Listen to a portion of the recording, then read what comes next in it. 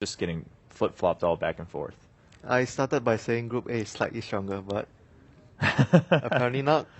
Well, I mean, it depends on how you look at it, right? Like, regardless, I guess what we know for sure is Group B is much closer together, and you could say, I guess, there were more upsets, but there were also a lot of draws in Group B, so it seems like they were just much more even in ground.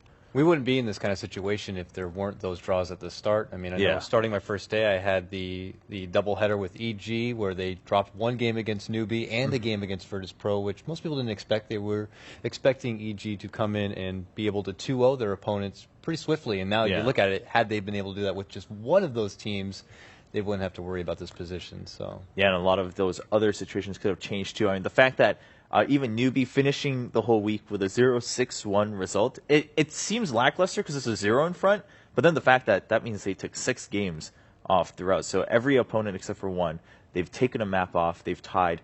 That's pretty impressive, especially. And who knows how they would have gone in best of threes, right? Exactly. That's what we're going to, know. obviously, later on. So definitely pretty interesting, but here the big storyline is, can eHome make it all the way to the very top of Group B? And is Empire going to give it their all, of course, which I'm sure they want to tie VP and force it to a tiebreaker for that upper bracket versus lower bracket difference? And that one is huge. I mean, because if you go into the lower bracket again, as we've been mentioning throughout the week, next week, the very first matches in the lower bracket are best of 1. So you just don't want to have to play that risk. You want to start somewhere where you start with a best of series, and then you also get that second chance in the lower bracket. we get more Dota if Empire 2-0s. That's what everyone wants, right? More Dota. That is true. Winter, you don't seem that excited. Come on, man. Man, it's a good you're game. VP fan?